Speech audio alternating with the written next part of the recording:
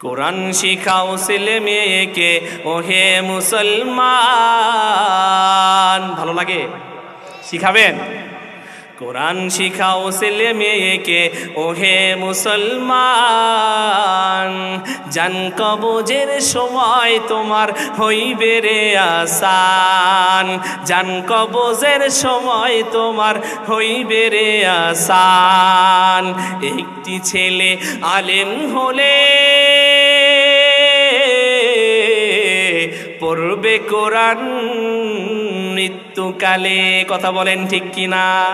না হলে তো আপনার ওই যে মৌলবি ধরে আনতে হইব। হুজুর 10 জন ছাত্র আইন, একটা খতম পরে আবার 500 টাকা হাদিয়াও দিতে হইব, নাহলে খারাপ দেখা যায়, আবার হুজুরেরও যাইব না। কথা বলেন ঠিক কিনা?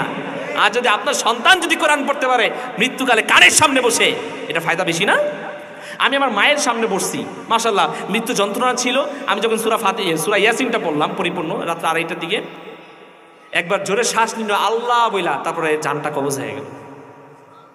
আরো জোরে কোন? বাসা যায় কইবেন সুবহানাল্লাহ। একটি ছেলে আলেম হলে পড়বে কোরআন মৃত্যুকালে।